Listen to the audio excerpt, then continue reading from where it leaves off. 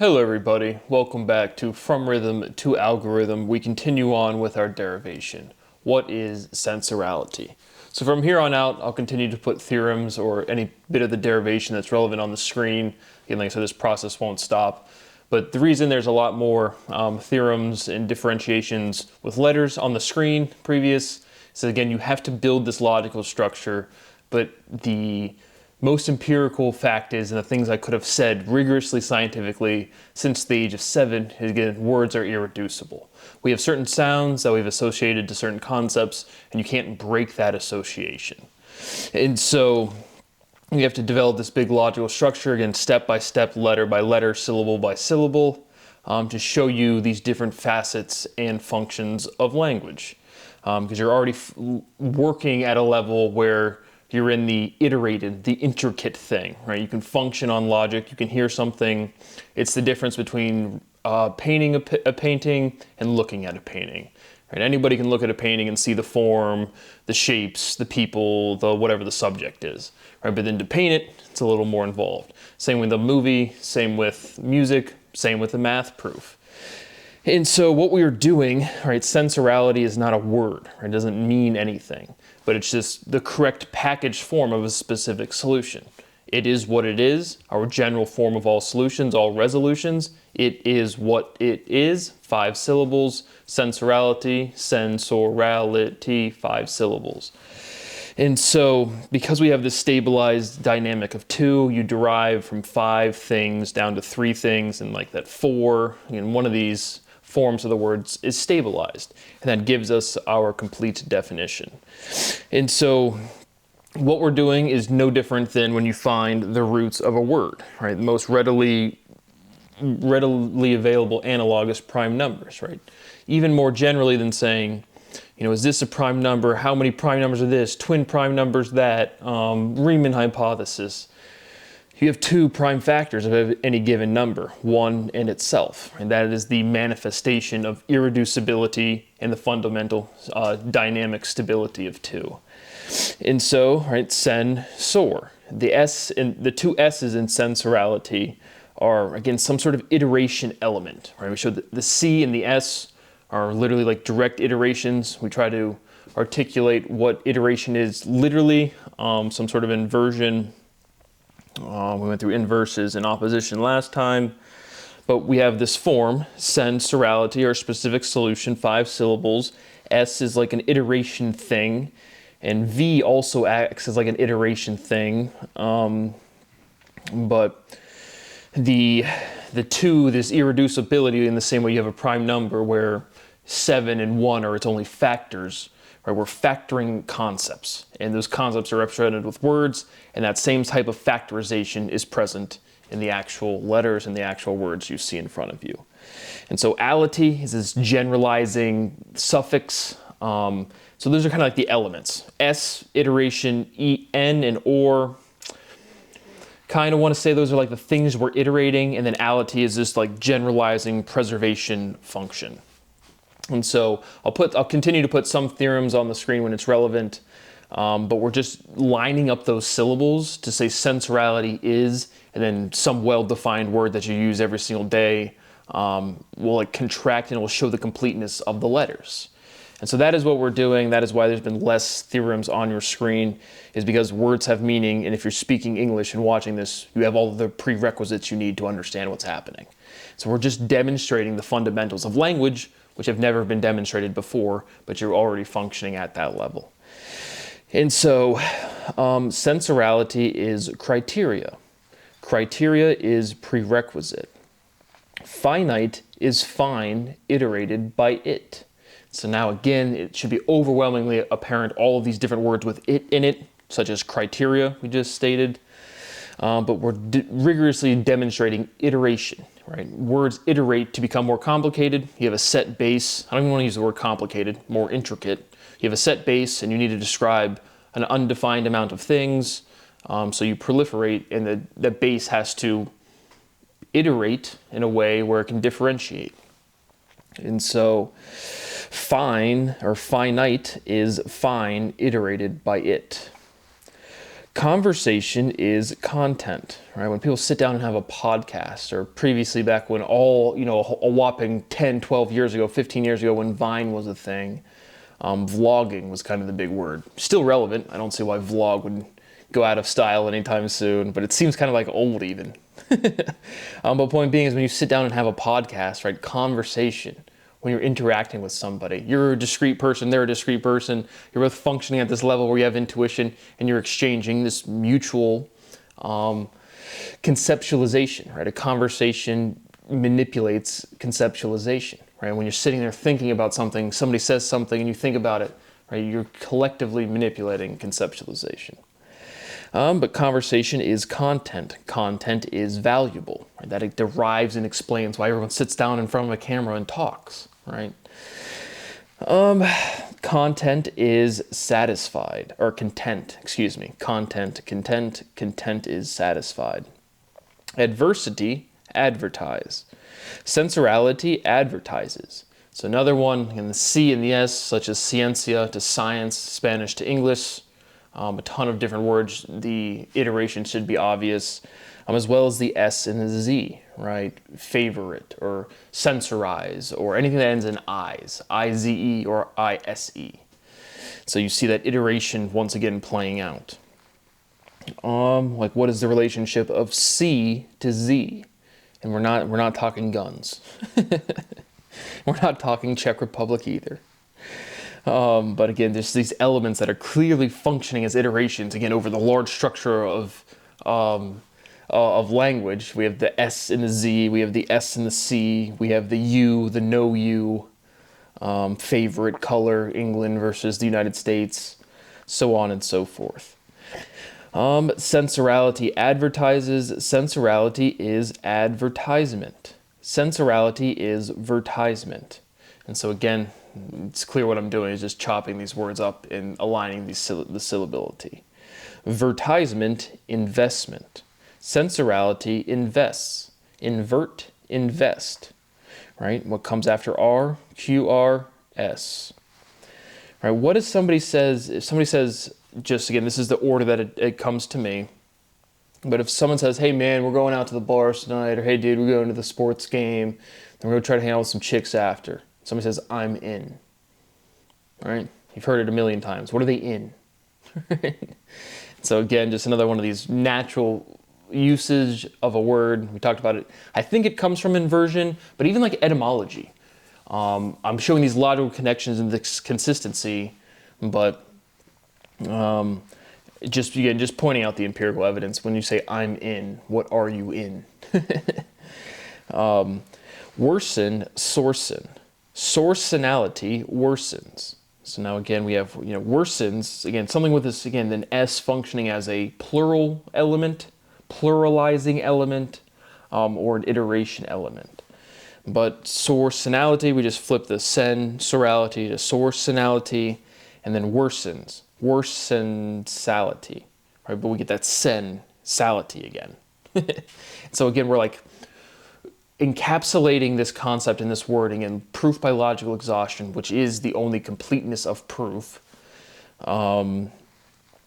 is you have to come at it from all angles. You have to surround the entire thing and show this fundamental differentiation.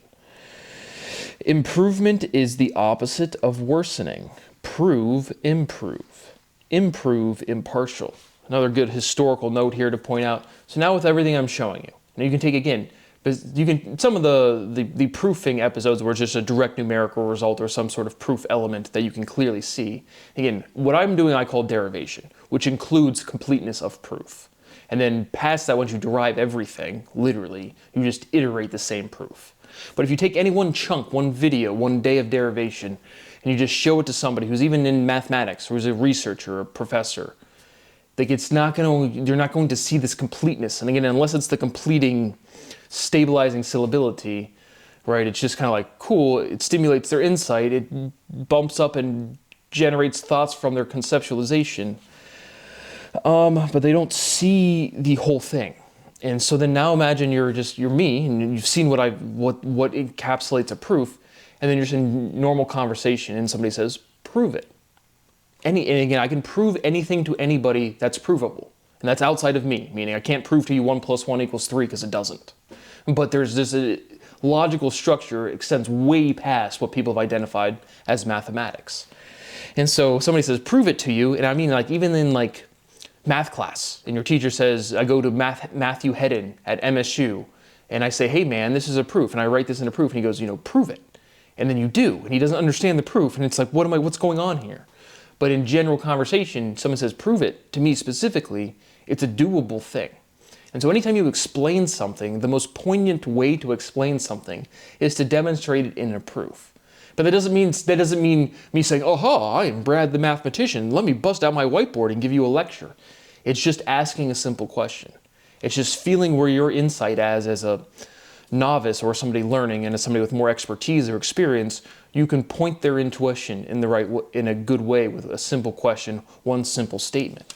And so that's what's been happening my whole life. And then it's an added bonus kind of like short-circuiting when somebody says prove it, and it's like, I can literally prove anything. But you would have to, like, again, not see one video. You would have to have the attention span to sit down, shut the fuck up, and listen, which that doesn't exist. So that's just kind of like an interesting little aside.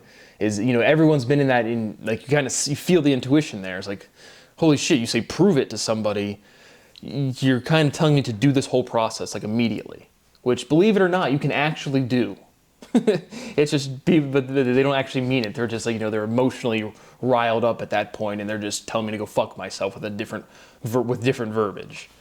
But that was definitely always a big poignant thing throughout my life. It was like someone saying, prove it to me. It's like okay, like, yes. But improvement, prove, improve, impartial. Sensuality is impartiality. Imparting instills. Departing leaves. What is a verse to a hook? How about to a bridge, right? Spelling a word constructs a variable and context defines it. You were thinking music, and so was I, but again, using the same words in a given, if I were just to say verse, you would still think music. But if I just said hook, you might think fishing hook, or you could think music hook, but then if I say verse, hook, bridge. So language is generally defined, meaning these words are used around these words, and that develops a context. And that establishes what the meaning of an overall chunk of linguistics is.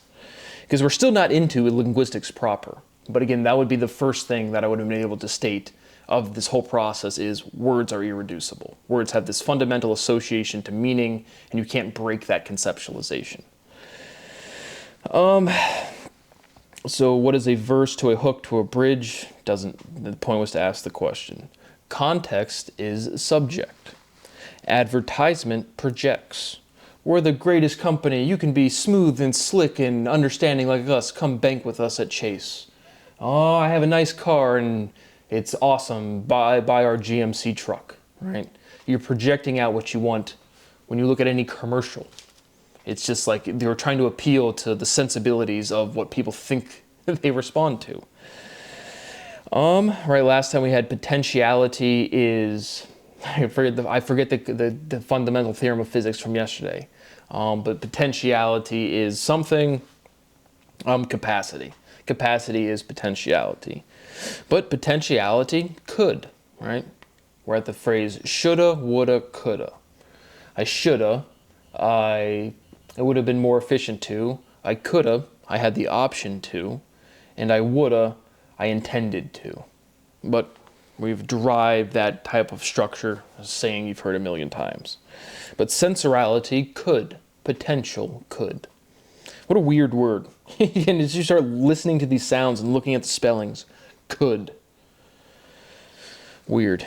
Verse, serve, right? We iterate by switching. There I mean switching. We switch the order of the letters. Verse, serve. Reserve, reverse. Sensuality serves. Serve, service. Sensuality services. Just like your girlfriend did last night. Service, avarice. Evil is avarice. Avarice, adverse. Maintenance, services. Upkeep maintains, stability maintains. Maintain mountain. Stability is dynamic. Back specifically, that is the exact proof of me standing on my bike or riding my bicycle. Again, we're going to hit some logical redundancies, but the intuition should be enough where it's like, again, we keep saying the same things, but we're proving it to you. And so that's what I have to line up is this, the intuition that goes through me personally to the alignment of the letters during this iteration of the proof, or else it just looks like one random chunk of things that's kind of interesting. You're pointing out some stuff that's true, but I don't see the whole picture here. And that's because you are fucking stupid and arrogant and committing crimes. Again, this is all my legal right to publish this stuff. It's not my job to convince you what's true. If you go into, and again, it's not convincing, it's not the right word. If you're too arrogant to sit down, literally just hear words and know it's true, I mean, like, the only thing you can do at this point is just blurt out no to me, Brad, personally, right? You have two people interacting. They're talking about a general concept. Once one person gets offended, the Dunning-Kruger effect, and they just shut down. And then the conversation, general stuff shuts down. And then they just insult me. I don't give a shit about you insulting me, but it demonstrates scientific denial. And then you're a doctor, or you're a lawyer, or you're somebody with professional and legal obligations, and you've just demonstrated the most primitive shit behavior ever. It's like, wow, that's why nothing works. But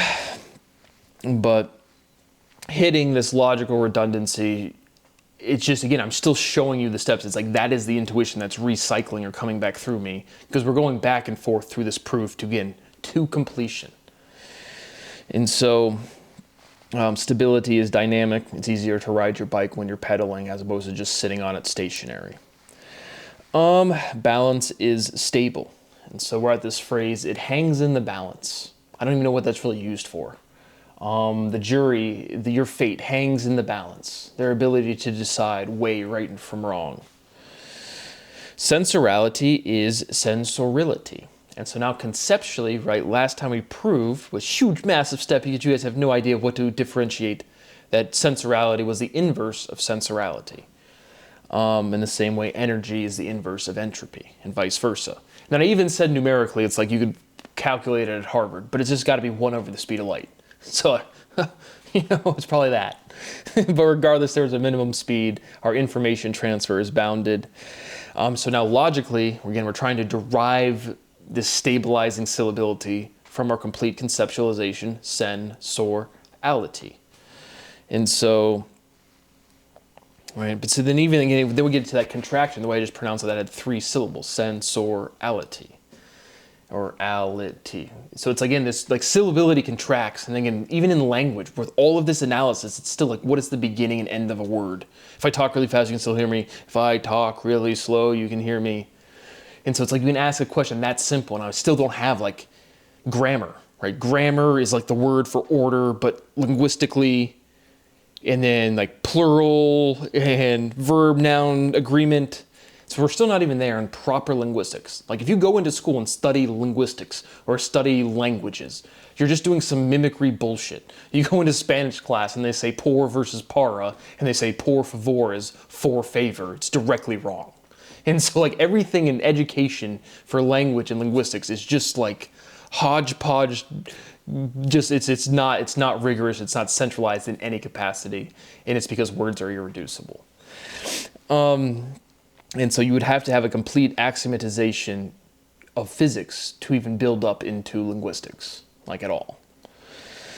And so, but now sensorality is sensorility, right? Electricity, right? You use it all the time, moving electrons, you know what I'm talking about. Electricality, as we pointed out, you've probably never heard that word, but it's literally you just take the I from electricity and make it an A, and then you get electricality.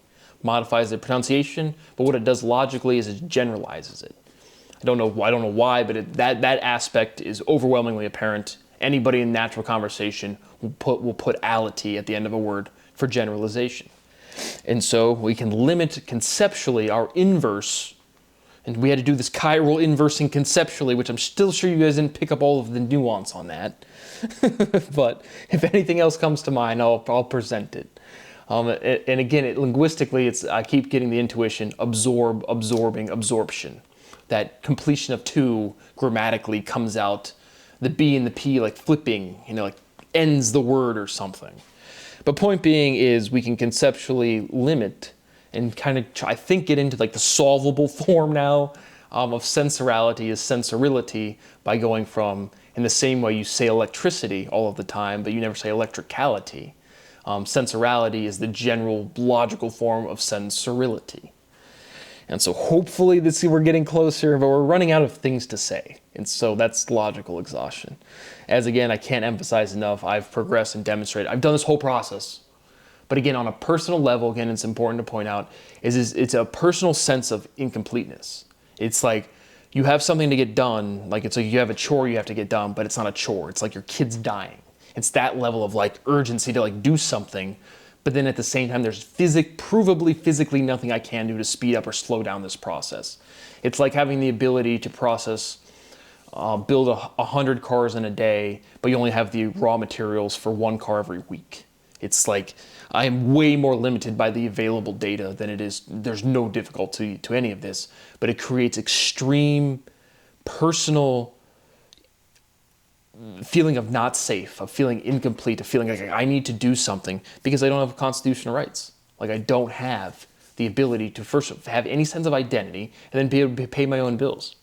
I mean, to this minute of this day, nobody has really interacted with me about my research, like on a meaningful level. Sure, SEMA throws a snowball at me. Sure, you guys set up camp around me. But like, I've been doing this process my whole life. And it's ruined my personal life. I've documented that in every single video. It continues. My parents don't understand what my life is. They just don't get it. We're a pretty good relationship now, but they still just don't get the level of super secret science team limiting my ability to interact with society whatsoever. They don't like see that, get that. They haven't experienced that. And so it's just my life is destroyed.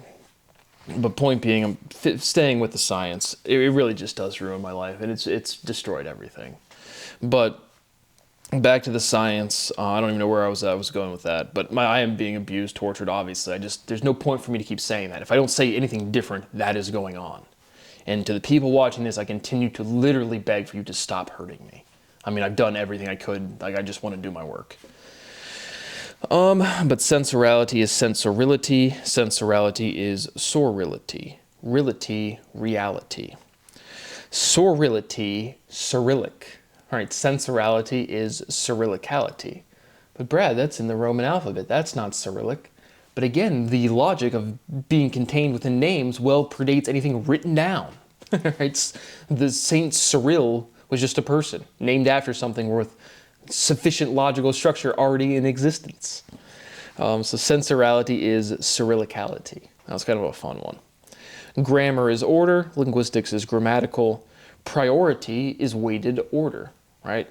If you're going to prioritize something, you're going to do it in an order, and you're going to put that one first. Priority, weighted order.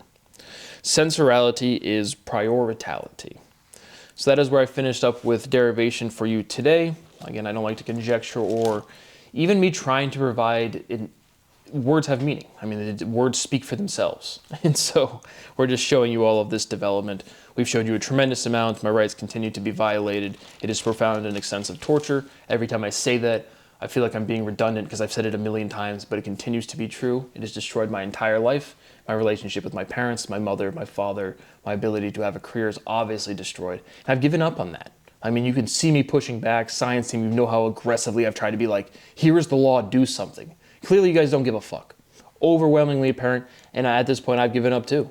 Just give me some money, please. I'll probably edit that out. But again, I'm not like sad. I'm just expressing normal. I don't mean like no violence, I can't express myself. And I cannot express myself without feeling that I'm going to get dinged on YouTube.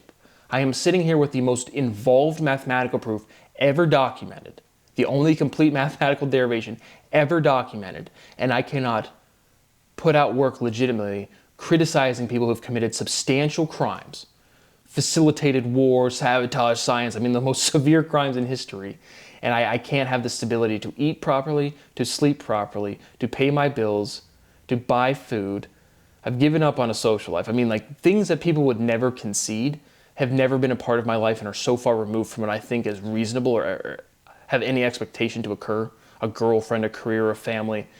There's no point. Like, my capacity is as real as it gets. There's nothing, it's destroyed my whole life. Like, I can't turn it off. It doesn't stop. When you interact with me, you'll feel it. I mean, it's everybody I've ever met. And again, this was before, in 2000, like when I solved everything, I was already like imperceptibly more developed logically. I could have solved any of this shit. You said, hey, Brad, solve all of science. This shit would have started happening immediately at 7 years old. Destroyed my whole life. Profoundly tortured a child. No one cares. And to this minute of this day, there's provably nobody, everybody that could do something already knows. And they've already known for the better part of 10 fucking years. There's just no moral capacity for anyone to care that they're hurting me. And so again, I don't say this stuff with any sort of like aggression, any sort of like intention, like, oh, I'm gonna do something criminal. It's just like I'm documenting being profoundly and mythically abused. And demonstrably, all people care about is sports. But not gonna hang on too long. Again, there might be some things on the screen, there might be some not. Probably edit out something, because again, I just can't express myself without putting something on YouTube that nobody would process as like threatening, aggressive, weird, but I have been tortured. And then when you just express that, other people have never been heard verbiage of other people being tortured, and it makes them uncomfortable. And then somehow the people committing those crimes is more allowable than talking about it. And that's not confusing. Look at our presidential fucking situation with these pedophiles right now. And so it's like you're watching that shit happen in national news, and you've never heard of me. And so I get profoundly fucking tortured, and there's no voice for me, ever. But I continue to work, nothing more to say. Thank you for watching. See you on the next one.